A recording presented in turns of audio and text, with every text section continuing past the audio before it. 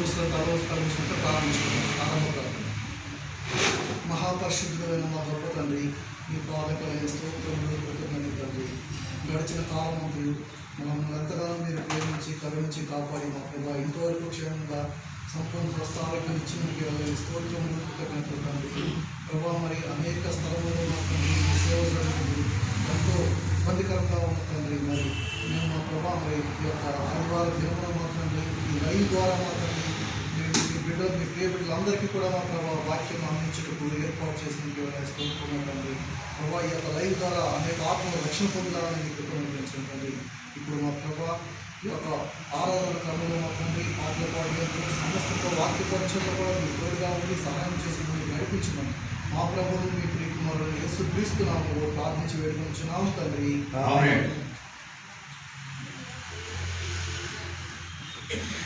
మరి యొక్క ఆదివారం రోజున ప్రతి ఒక్కరూ మరి ఈ రీతిగా కూడుకోవాలని, మరి ఈ యొక్క లాస్ట్ ఆదివారం అంటే వచ్చే వారం ఇంకా మనం ఆలయంలోనే కాబట్టి ఈరోజు మన సహోదరులు మనమందరం కూడుకొని మన మందిరంలో చక్కనైన పాటను పాడుకొని తర్వాత మన సహోదరుడు ప్రసాద్ గారు మన వాక్య పరిచయం చేస్తారు. కాబట్టి ఇప్పుడు మరి జీవనకాలం నుంచి 54వ పాట పాడిన తర్వాత మనం వాక్య పరిచయం అందరం కలిసి గంభీరంగా ఈ యొక్క పాటను పాడదాం.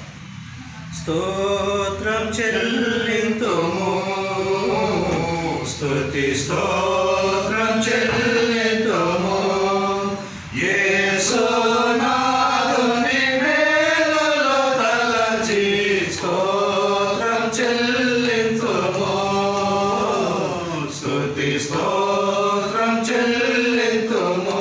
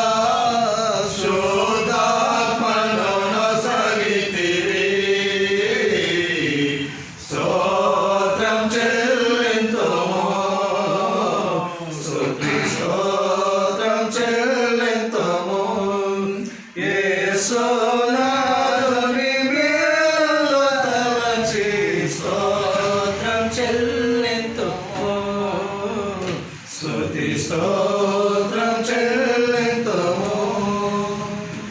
సీయోను మార్గములో పలు శోధనలు రాగా,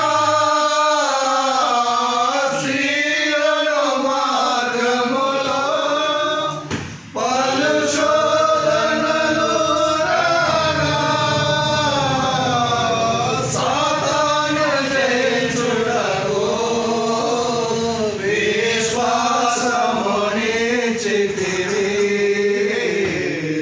సాతాను జయించుటకు విశ్వాసమునిచ్చితివి. స్తోత్రం చెల్లింతుము. స్తుతి స్తోత్రం చెల్లింతుము. యేసునాథుని. అందరూ తలవంచినట్లయితే ప్రారంభిస్తాం. సర్వశక్తి వంటి మా ప్రభువా, మా తండ్రి ఇచ్చిన స్థానం బట్టి ఆయన వందనాల స్తోత్రాలు కాబట్టి మీకు ఆదివారం నుంచి ఆదివారం మా ఇంతవరకు ఆయన అయ్యా ప్రభువాన్ని మాకు ఇచ్చిన పరిణామాన్ని బట్టి ఆయన తండ్రి స్తోత్రం కాబట్టి ఇదే ఆయన ప్రపంచవ్యాప్తంగా ఇదే ఆయన ఎంతో ఇబ్బందిగా ఉన్నటువంటి కోరిక విషయమైన ప్రభావ ఈ లైవ్ టెలికాస్ట్లో నా ప్రభావ తండ్రి మీ ద్వారా నాకు అందజేస్తున్నాం. ప్రతి ఒక్క బిడ్డను ఆయన ఆసక్తితో నా ప్రభావ వాక్యాన్ని వినే భాగ్యం దయచేయడం అతని కడవడి దినాల్లో ఇదే అంత్యకరమైన దినములు నా ప్రభావ అపాయకరమైన దినంలో ఉంటున్నాయి కనుక అందరూ కూడా తెలుసుకున్న భాగ్యం దయచేస్తున్నాను అతనికి. ఇంతవరకు పాడిన పాటలు ఎందుకు మీకు తోడు నీడకున్నాను ఆయన నేను ఇంకా మాట్లాడుతున్న పని సుశాంతరం మాట్లాడుతున్నా ప్రభావ మాట్లాడుతున్న మాటలు అతని బిడ్డగారు నా ప్రభావ మీరే మాట్లాడుతున్నాను ఆయన మాట్లాడుతుంది ప్రతి ఆత్మతో నడిపించే భాగ్యం దయచేస్తాను. ఈ కొద్ది వినకుండా మా రక్షకుడైన యేసుక్రీస్తు నాట అతి వినయంతో వేడుకుంటున్నాం తండ్రి. ఆమేన్. ప్రభువు స్తోత్రంలో క్రీస్తునందు ప్రేమైన సంగమా అందరికీ నా హృదయపూర్వక వందనాలు. చెప్పిన మన ప్రభు దేవుడు నుండి మరి ఈ వారం వరకు మన ప్రభు అయిన యేసుక్రీస్తు మమ్మల్ని ఎంతగానో ప్రేమించి ఆయన చక్కని అయినటువంటి మరి ఆలయంలో మనల్ని ఆయన చల్లని మాటలు వినేటప్పుడు ఆయన ఇచ్చినటువంటి ఈ యొక్క మహాభాగ్యం ఒకటి మహాకృపం ఒకటి మనమందరం కూడా ఆయనకి దేవుడికి వందనాలు చెల్లిస్తున్నాం. గతించిన వారంలో మరి మన మానవుని యొక్క అవయవములలో ఒక్క భాగం గురించి మాట్లాడుకున్నాం మనం. కళ్ళు, ఈ కళ్ళకు ఉండే జబ్బు గురించి మనం మాట్లాడుకున్నాము. మరి ఈ వారం మరి మనము ఇంకొంచెం ముందుకు పోయి ఉన్నాం. వాక్యానికి ఒక ముందు చిన్న ప్రార్థిస్తున్నాం. మమ్మల్ని మిక్కిలిగా ప్రేమించిన మా పరలోకపు తండ్రి, మా స్తుతులకు స్తోత్రములకు ఆధారపడిన మా యేసయ్య మీకు స్తోత్రములు నాయన. యేసయ్యనా ప్రభా తండ్రి, మాట్లాడుతున్నది నేను ప్రభా, మాట్లాడేది నేను, కానీ మాట్లాడుతున్నది మీరు ప్రభా నా ద్వారా. యేసయ్యనా మీరు మాట్లాడే ప్రతి ఒక్క మాట మరి విడు ప్రతి ఒక్క బిడ్డకు ప్రభా తండ్రి మేము జీవించిన కాలంలో ప్రభా తండ్రి మేము మీ మాట ప్రకారం జీవించే భాగ్యాన్ని మాకు సాధించండి. ఇలాంటి యేసునామములో అడిగి అడుగుతున్నాం తండ్రి. ఆమేన్. అంటే కళ్ళకుండే 4 జబ్బులు పోయిన వారం మనము ప్రభు అయిన యేసుక్రీస్తు ప్రభువు మనకు మాట్లాడాడు 4 జబ్బుల గురించి. ఈ 4 జబ్బులు ఏమంటే, ఒకటి విషపు చూపు, రెండవది మోహపు చూపు, మూడవది చెప్పాలి ఎవరైనా చెప్తున్నా, మూడవది మోహపు చూపు, రెండవది, మూడవది చిన్న చూపు, నాలుగవది ఓర చూపు. అంటే మోహపు చూపు అంటే దావీదు మహారాజు మేడ మీద నుండి స్నానం చేస్తున్నటువంటి గదిలో, మెట్ల మీద నుండి స్నానం చేస్తున్న గదిలో చూసినటువంటి ఆ యొక్క చూపు. ఈ మరి చిన్న చూపు అంటే మరి దేవుని పిల్లలు యెరూషలేము కుమార్తెలు సంఘాన్ని చూసిన చూపు మనం మాట్లాడుకున్నాం. ఇంకా మరి ఓర చూపు అంటే, ఈ ఓర చూపు అంటే ఏమంటే మరి సియోను కుమార్తెలు గజ్జెలు కట్టుకొని నాట్యం చేస్తూ చూసిన చూపు ఓర చూపు. కృష్ణాది ప్రేమైన సంగమ ఆ చూపులలో ఎంత భయంకరంగా మనం లాస్ట్ వారం పోయిన వారం మనం గమనించినాం. కానీ మనం చూడాల్సిన చూపు ఏంటి అని ఒక చిన్న విషయం చెప్పి మళ్ళీ నేను ముందులో వాక్యాలు వెళ్ళిపోతాను. మనము చూడాల్సిన చూపు ఏంటంటే, పాట ఉంది కదా, లోకాలపైన నేత్రాలు సోకాకుండు నట్టు కృప చూపుము, మీ మహిమ దివ్య స్వరూపమును నిండారా నన్ను చూడనిమ్ము. మనం చూడకోవాల్సిన చూపు ఈ లోకభోగాలపై కాదని మన ప్రభు అయిన మన సృష్టికర్త మన ప్రభు యేసు క్రీస్తు యొక్క వారి వైపు మనం చూస్తుంటాం. మనం అనేక చూస్తానే దేవుడు వాటిని ఇంత చదువుకుంటానే, మరి మోకాలి ప్రార్థిస్తుంటానే, ఎప్పుడు నేను ఆయన ప్రార్థనలోనే ఆయన బైబిల్లోనే ఉంటాను. ఈ యొక్క లాక్డౌన్ సమయం అంతా మరి నేను బైబిల్ వాక్యంలోనే ఉన్నానే, అయినా కానీ నాకు ఎందుకు ఈ శ్రమ, నాకెందుకు ఈ బాధ అంటే మనలో మనకి చాలామంది ప్రశ్నలు వస్తుంటాయి అన్నమాట. కృష్ణ ప్రేమ సంఘం వాక్యాన్ని బాగా ఆలోచిస్తాం. ఇటువంటి ప్రశ్నలు ఇటువంటి సమాధానాలు వస్తుంటాయి. 24 గంటలు మరి బైబిల్లో ఉంటాను, వాక్యం ప్రార్థన చేస్తుంటాను, కానీ నాకు ఎందుకు వస్తాయి. ఎందుకంటే క్రైస్తవులకి శ్రమలు చెప్పి తప్పకుండా వస్తాయి మన. ఎందుకంటే క్రైస్తవులు వెంబడి సాతానునే ఉంటున్నారు. ఎవరు ప్రభువులో ముందుకు దూసుకొని పోయినప్పుడు అక్కడ వారిని తెప్పట్టాలి అనేటువంటి ఏముండేది సాతాను. ఇద్దరు ప్రేమ సంఘం గమనించండి. ఎందుకు మనం జరగడం లేదంటే మనం ప్రశ్నించుకున్నాం. ఇప్పుడు క్రైస్తవులు మనం ఉన్నాం, దేవుని యొక్క సేవ చేస్తున్నాం, దేవునికి వాక్యం చెప్తుంటున్నాం, దేవుని యొక్క వాక్యాన్ని వింటున్నాం, అనేకులు ప్రచురిస్తున్నాం. కానీ మనలో ఆ బాధలు తొలగిపోవడం, హింసాచారం తొలగిపోవడం కారణం ఏంటంటే ఇప్పుడు మత్తయి సువార్త 13వ అధ్యాయం లాస్ట్ వచ్చింది కాబట్టి వారి విశ్వాసమును బట్టి వారి అవిశ్వాసమును బట్టి ఆయన అక్కడ అనేకమైన అద్భుతములు చేయలేదు. ఎందుకంట విశ్వాసం ఉంటే అద్భుతం కాలేదో జరగదన్నమాట. మనం ఎందుకు జరగడం లేదంటే వారి అవిశ్వాసమును బట్టి. అవుతుందో లేదండి, ఇది జరగదో లేదు. మానవుని యొక్క ముఖ్యమైన గుణాలు ఉండన్నమాట. కృష్ణ సంగమ ముఖ్యమైన గుణాలు ఉండే, ఒకటి అవిశ్వాసము, రెండు విశ్వాసం. ఈ హృదయం అంతా ఎప్పుడు ఫైట్ చేస్తుందన్నమాట. విశ్వాసంతో అవిశ్వాసంతో ఫైట్ చేస్తుంది. నువ్వానేనా విశ్వాసం అవిశ్వాసం జయించాలని, అవిశ్వాసం విశ్వాసం జయించాలని ఫైట్ చేస్తుంటారన్నమాట. కానీ ఆ ఫైటింగ్లో క్రైస్తవులు జయించాల్సి ఉన్నదంటే విశ్వాసాన్ని జయించాలి. ఎంతవరకు చేస్తున్నాం ఈ మధ్యాహ్న కాలంలో క్రిస్తుని సంగమా ప్రతి ఒక్కరూ గమనించాల్సిన విషయం ఏంటంటే ఎంతవరకు చేస్తున్నాం చూడండి. విశ్వాసం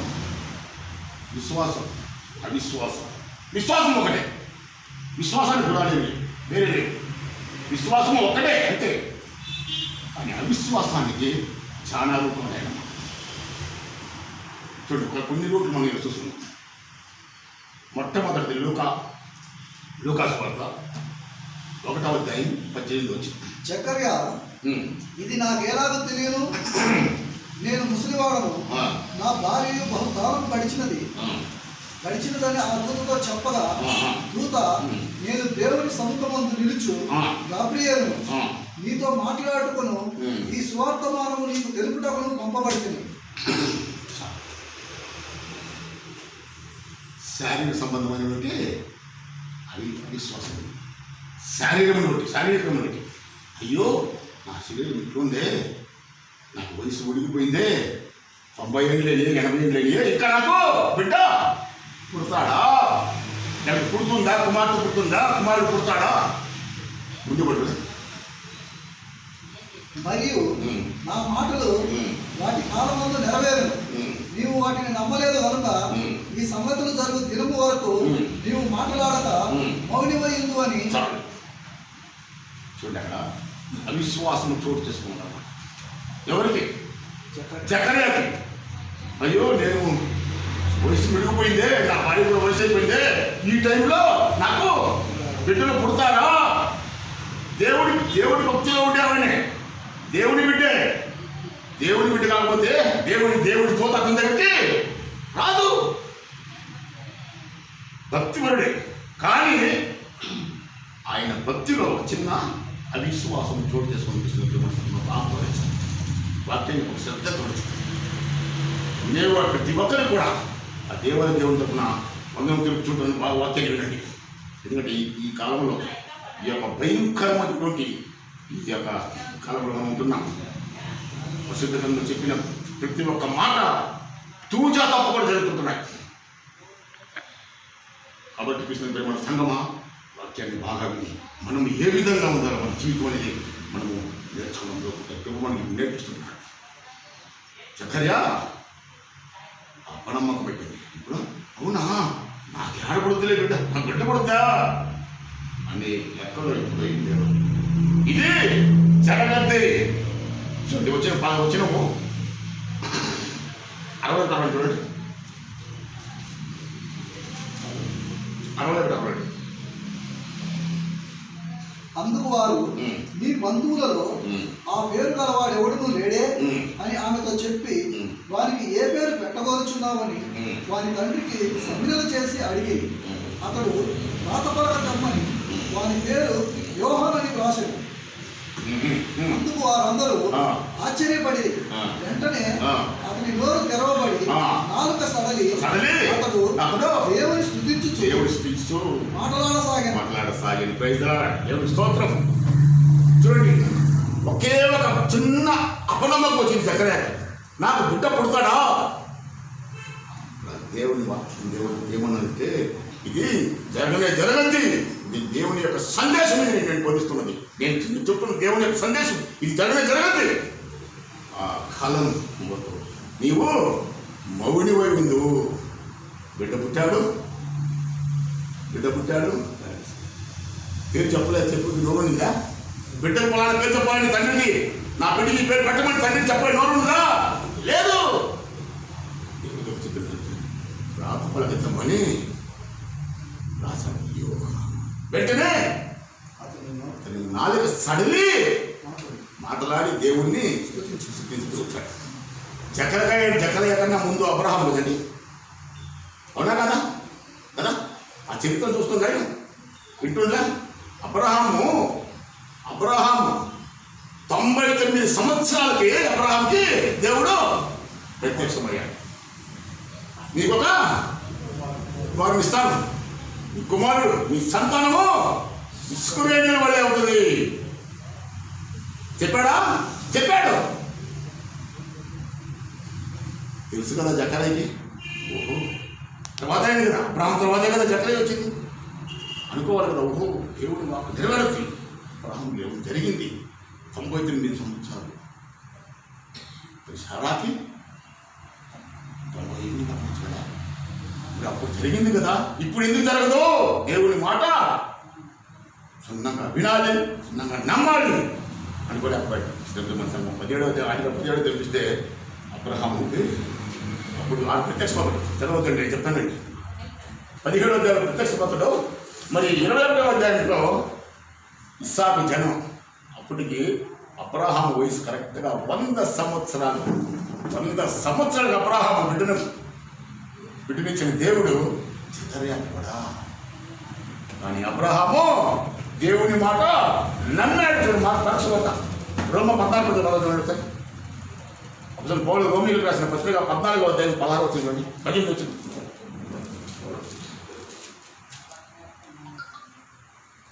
నీ సహోదరుడు నీ భోజన మూలముగా దుఃఖించిన ఎడల నీ వికను ప్రేమ కలిగి నడుచుకుని వాడు కాదు. రోమిలకు రాసిన పత్రిక 4వ అధ్యాయం 18 వచ్చిన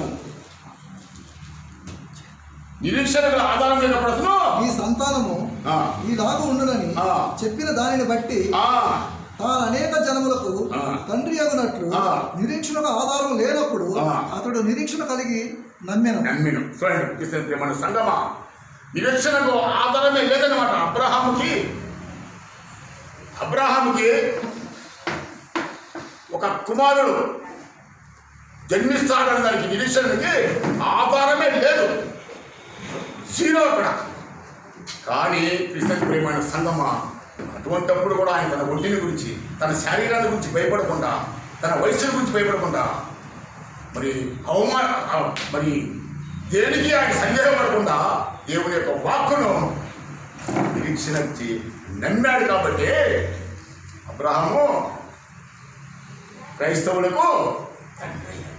మన సంఘం అనేక మంది సంతానం ఏ విధంగా వర్తిల్లాడంటే అబ్రహాము ఆ విధంగా వర్తిల్లాడు. కారణం ఏంటంటే ఆయన శారీరక సంబంధమైనటువంటి మరి అవిశ్వాసం ఆయనకి లేదు. నా శరీరం ఏ విధంగా ఉండేది, నేను ఎక్కడన్నా ఉండేది, కానీ దేవుడు నన్ను సృష్టించిన సృష్టికర్త ఆయన మాట నా ద్వారా నెరవేరుస్తాడు అనే నమ్మకము అబ్రహాంలో తెచ్చుకున్నాడంట. ఇది శారీరక సంబంధం. ఎంతోమంది ఉంటాయి. అయ్యో ఇంట్లో అవుట్ వాడి వాడని నేను ప్లేస్ అయిపోవాలన్నా ప్రేమని సంబంధం. దేవుని వాక్యాన్ని నెమరు వేసుకుంటూ వాక్యానుసారమైన జీవితాన్ని జీవిస్తూ నీ యొక్క నడక ముందుకు సాగిస్తే పరలోక రాజా నీ కొరకు ఇచ్చినటువంటి సిద్ధపరచుంటి ఆ పట్టణానికి మనం చేరుకుంటాం. ఇది శారీరక సంబంధమైనటువంటి అవిశ్వాసం. రెండవది మానవాతీతమైన అవిశ్వాసం. రెండవది చెప్తున్నాండి 7:1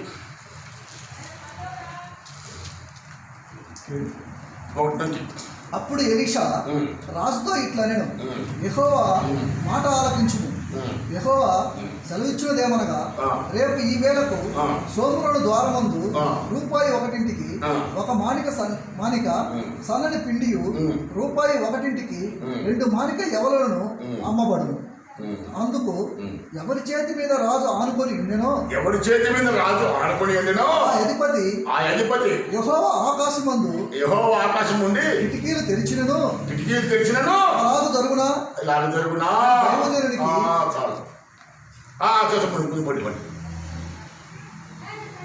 అని దైవజనునికి ప్రత్యుత్తరం ఇయ్యగా అతడు నీవు కన్నులారా దానిని చూచెదవు కానీ దానిని తినకుందు అని అతనితో చెప్పాడు. నేను కాదండి, ఎక్కడ పట్టినా నేను లేదు అని చెప్తున్నాను. మానవాతీతమైన అవిశ్వాసం. దైవజనుడు చెప్తున్నాడు, బోధిస్తున్నాడు, ఈ విధంగా అని. నాకు తెలియదు నువ్వు చెప్తావు నచ్చే పని చదువుకుంటే ఇంకా ముందు కావచ్చు. దాన్ని మీ ఇంటికి చదువుకోండి. ఎట్లుందంటే అంతలా కరువు అన్నమాట. చూడండి 20 చదువుకోండి. జనులు ద్వారమందు అతని కొత్తగా అతడు మరణమైన కనుక ఆ పాట ప్రకారం అతనికి సంభవించింది. ఎందుకు చెప్తున్నాడు ఈ మాట? ఈ విధంగా సంబరపడడం ఈ విధంగా జరుగుతుంది అని దైవదేవుడు చెప్తుంటే ఆయన నమ్మడం లే. కారణం ఏంటంటే సుమ్రులు అంత కరువు వచ్చినట్ట. ఇంటికి చదువుకుంటే ఆ అధ్యాయము బాగా ప్రతి ఒక్కరూ కూడా ఆ అధ్యాయాన్ని బాగా ధ్యానించండి. కరువు చాలా కరువు వచ్చింది. సుబ్రహ్మణ్యం కరువు వచ్చింది. ఇంతలా కరువులో మరి ఈ దైవజనుడు ఈ విధంగా చెప్తున్నాడే, ఇది నిజమా? ఇది జరగద్దా? చూడండి, మన రాష్ట్రం మన ప్రపంచం అంతా ఎట్లుందంటే భయంకరమైన స్థితిలో ఉందన్నమాట. ఏ రోజు ఎంతమంది చనిపోతారో, ఏ రోజు ఎంతమంది బాగలేకుండా పోతారో తెలియదు అనమాట. ఎందుకంటే ఈ యొక్క జబ్బుకి, ఈ యొక్క వ్యాధికి ఇంకా డాక్టర్సే ముందు కనిపెట్టారు. ఒక స్టేట్మెంట్ చదివాను నిమాన్స్ హాస్పిటల్లో చేసిన స్టేట్మెంట్. 2020 డిసెంబర్ 31 లోపల 50% ఈ కరోనా వ్యాధితో ఉంటారు. చూడండి, కృష్ణ ప్రేమ సంఘం అటువంటి భయంకరమైన స్థితిలో మనం ఉన్నాం. కానీ నాకు తెలుసు నేనే వద్దు, ఎవరు కూడా మేము అనేది రావాల్సిన ప్రేమ సంఘం. అది ఎట్లా ఉంది? సుమరుడు పట్ల ఇంతలా కరువులో ఉంది, ఈ టైంలో దొరకద్దా? రూపాయికి గింజలు దొరుకుతాయా? ఊహించాడు, ఆ ఊహాన్ని తెలుసుకున్నాడు. కానీ దైవజనుడు ఏమంటున్నాడంటే అక్కడ శారీరక సంబంధమైన అవిశ్వాసం పొందాడు, ఆయన ఒక తీర్పు పొందాడు. ఇక్కడ ఈ దైవజనుడు మానవాతీతమైనటువంటి యొక్క ఊహతో ఈయన నువ్వు ఆ జనం ఆ రోజు రానే వస్తుంది. 1 రూపాయికి ఇన్ని పావురాయి పుట్టులో ఇన్ని అమ్మతారు, ప్రతి ఒక్కటి సరిపోతుంది. కానీ నువ్వు దాన్ని తినకుండా చూడకుండా చూడవు అసలు తినకుండా కృష్ణుని ప్రేమని సంగమా ఇది క్రైస్తవులు గమనించాల్సినది. దేవుడు రాసిపెట్టిన ప్రతి ఒక్క అంశాన్ని మనము ఆలోచిస్తున్నాం. ప్రతి ఒక్కటి మన జీవితంలో జరగకుండా పోదు. కానీ మనము ఆ మాటని నమ్మాలి. దేవుడు తన భక్తుల ద్వారా అనేకమైన మర్మాలు రాసిపెట్టాడు. అది భక్తులు మనకు బోధిస్తుంటారు. ఆ మాటలను మనం విశ్వాసము తిన్నామా లేక అవిశ్వాసము నేనే నాకు తెలియదు ఏముంది అని ఎవరు అవుతున్నాను. ప్రతి ఒక్కరు ఒకసారి తమ హృదయాలను అర్థం చేసుకున్నాం. ఎందుకంటే ఇంకా ముందు రోజులలో ఇంకా ఏ విధంగా అవుతుందో దేవుని యొక్క రెండవ రాకడికి కొన్ని సూచనలు చూపించాడు. బైబిల్ చదువుతుంటే అది సూచనలు అట్లే కనబడుతుంది. అన్యాయటువంటి నాకు మొత్తం ప్రతి ఒక్కటి జరుగుతున్నట్టుంది.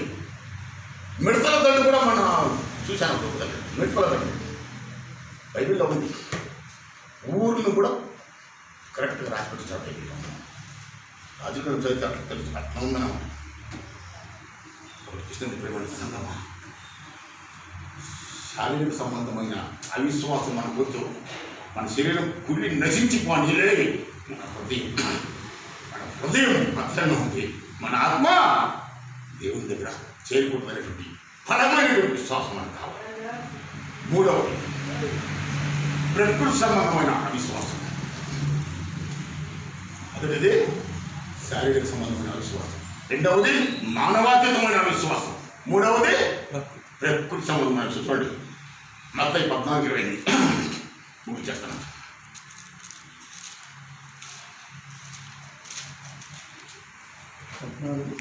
14:28 వారందరూ తిని తృప్తి పొందిన తర్వాత మిగిలిన ముక్కలు 12 గంపలు నింపి ఇచ్చింది. పేతురు 14:28 ప్రభువా నీవే అయితే నీళ్ళ మీద నడిచి నీ యొద్దకు వచ్చుటకు నాకు సెలవు మరి ఆయనతో అనెను. ఆయన రమ్మనగానే పేతురు దోణికి యేసు వద్దకు వెళ్ళుటకు నీళ్ళ మీద నడిచాను. కానీ గాలిని చూచి భయపడి మునిగిపోసాగి ప్రభువా నన్ను రక్షించుకొని కేకలు వేశాను. వెంటనే యేసు చెయ్యి చాపి అతని పట్టుకొని అల్ప విశ్వాసి ఎందుకు సందేహపడితేవని అతనితో చెప్పాను. వారు దోణినెక్కినప్పుడు గాలి అణిగాను. అంతగా దోణిలో ఉన్నవారు వచ్చి నీవు నిజముగా దేవుని కుమారుడు అని చెప్పి ఆయనను నొక్కిరు. అంతే, దాన్ని వివరించాల్సిన అవసరం లేదు. అన్ని తెలిసిపోతుంది కదా. ప్రకృతి సంబంధమైన విశ్వాసం. ప్రకృతి మన కూర్చుంటే చెప్పిందంటే ప్రకృతిని బట్టి ఉంటున్నాం. అది తెలియదు, కంటి కనబడదు. ఎవరు ఏ టైంలో ఎక్కడ పోదు అది మనకి పాస్ అవుతుందో తెలియదు అనమాట. ప్రకృతి సంబంధమైన విశ్వాసం. కానీ పేతురు బాగా మంచి శిష్యుడు దేవుడికి, యేసుక్రీస్తుకే రైట్ హ్యాండ్ కూడా శిష్యుడు అన్నమాట పేతురు. కానీ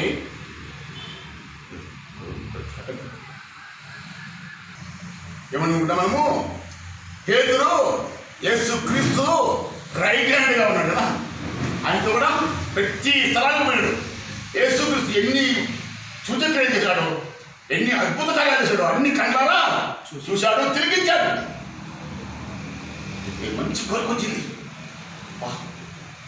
మరి ఆయన నీళ్ళ మీద నడుస్తున్నాడే, నడుచుకోవడం మొదలుకు వస్తున్నాడు పడవ దగ్గరికి. నేను ఎందుకు నడవలేను? భలే కోరిక, భలే మంచి ఆలోచన. నేను యేసుక్రీస్తుతో కూడా ఉన్నాను, యేసుక్రీస్తు వాక్యం వింటున్నాను, ఆయన చేసిన అద్భుత కార్యాలు చూస్తుంటున్నాను, ఆయనలో నేను లీనమై ఉంటున్నాను. కాబట్టి నేనెందుకు నడవను? నేను కూడా నడవచ్చు. ఆయన సెలవిస్తే నేను నడవచ్చు, ఆయన అడిగితే ఆయన రమ్మంటే నేను పోవచ్చు అని మంచి ఉత్తమమైన కోరిక వచ్చింది. కృష్ణుని ప్రపంచం బాగా గమనించాలి.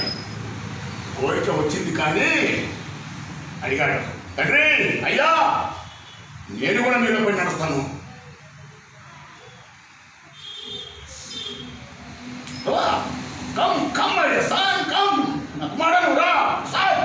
ఆశపడావు, నువ్వు ఆశపడావు నా దగ్గర రావాలని, పరలోక రాజ్యం చేసుకోవాలని నువ్వు ఆశపడావు. మంచి దిట్టమైనటువంటి ఆశతో ఉంటున్నావు, రా. పోతున్నాను, నేను పోతున్నాను. చేసిన గాథం ఆదమైన సుడులు నీళ్ళు అట్లే పొంగిపోతున్నాయి.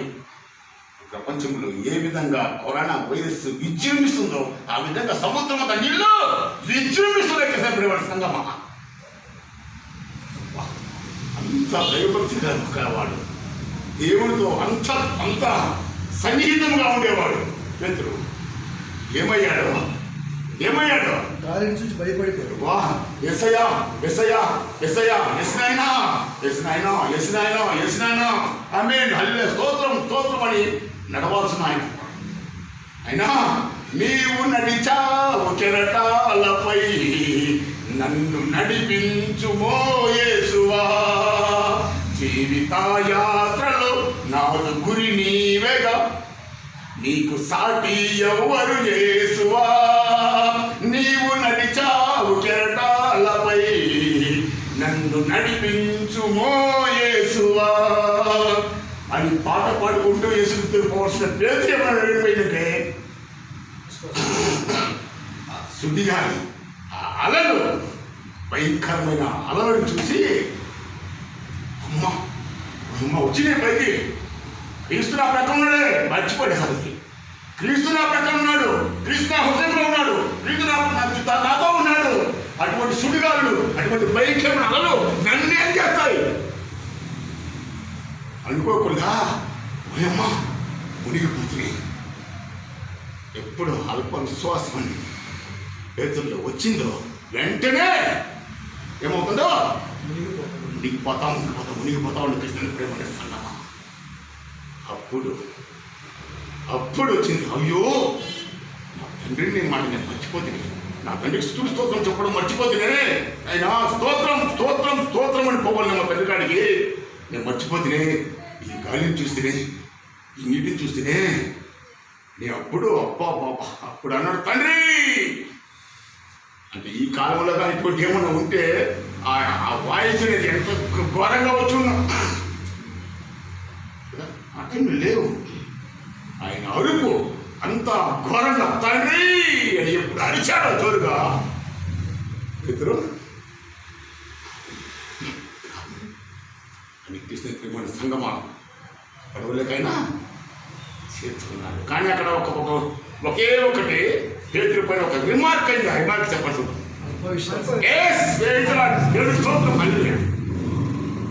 అల్ప విశ్వాసి అని పేరు తెచ్చుకున్నాడు అన్నమాట.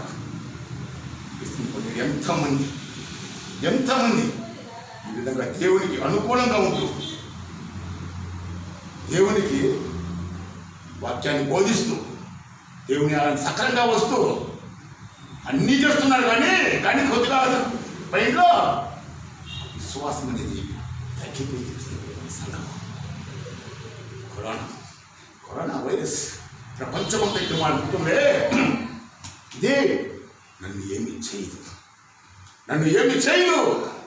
ఈ వైరస్ కన్నా నా ప్రభు, నేను నమ్ముకున్న ప్రభు, నా యేసయ్య అధికమైన శక్తిగా తండ్రి వారిని నన్ను తప్పకుండా నన్ను బయటికి తీస్తాడు అనే నమ్మకం మనలో ఉంది. ఎప్పుడైతే ఆటోమేటిక్గా మనం మోకాళ్ళని ప్రార్థిస్తుంటామో తప్పకుండా ఏమన్నా కానీ ఎవరైనా కానీ నీ శరీరము ఏమైనా కానీ నువ్వు ఎంత మీద పోయినా కానీ ఎన్ని తప్పులు చేసినా కానీ ఆ సమయంలో నువ్వు వచ్చి ఆ అరుపు తప్పకుండా. ఎందుకంటే చూడండి, 12 సంవత్సరం రక్తస్రావ గల స్త్రీ, 1 సంవత్సరాలు కాదు, ఎన్నేళ్ళట 12 సంవత్సరాలు. అది ఎంత భయంకరంగా ఇదిగా ఉండాలన్నమాట. ఎన్ని నా బడి తిప్పుడు చాలా ఉంటాయి అన్నమాట.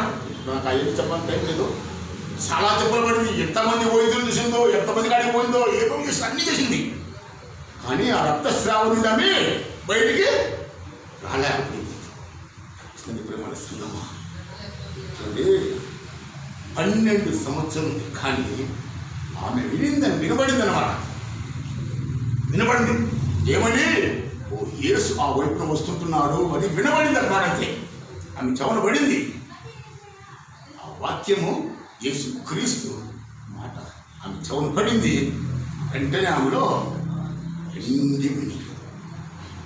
అన్ని తలంపులు వాళ్ళకాడికి పోవాలి, వీళ్ళకాడికి పోవాలి, ఇన్నేళ్ళు ఉంటే కష్టపడి అన్ని పోయినాయి. ఒకే ఒక తలంపులు ఇచ్చిందనమాట. అది ఏంటి ఆ తలంపు అంటే ఆయన చెంగున పెట్టేది. వస్త్రం చెంగు ముడిసలా నేను బాగైపోతాను.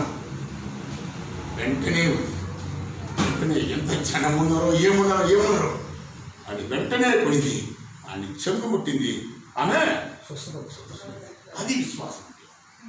ఆ విశ్వాసం మనలో ఎంతమంది కొనిపిస్తే మన సంఘం అటువంటి విశ్వాసం నీలో ఉందా, నాలో ఉందా అని మనం ప్రశ్నించుకుని మన జీవితాన్ని విశ్వాసాన్ని కట్టిపెట్టి విశ్వాసంతో మన జీవితాన్ని ముందుకు కొనసాగిస్తే దేవుని యొక్క ప్రార్థన, దేవుని యొక్క వాక్యం వేకువ జామునే లేచిన వెంటనే ఆ మోకరిల్లి చూడండి, నాకు ఆటోమేటిక్గా వచ్చేస్తాయి మోకాలు.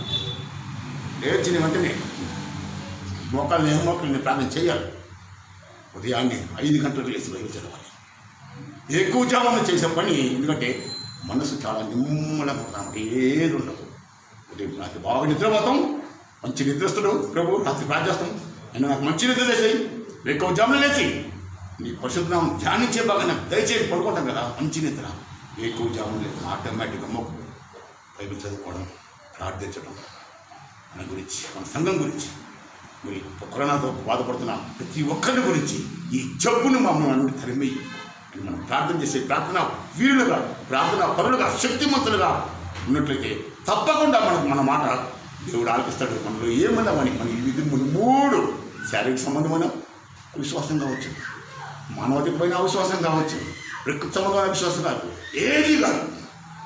నీకు ఉండాల్సిన గురి ఒకటే, నా క్రీస్తు పరలోక రాజ్యానికి నేను వారసుని కావాలి, ఆయన దగ్గర నేను ఉండాలి, ఆయన చెంత నేను ఉండాలి.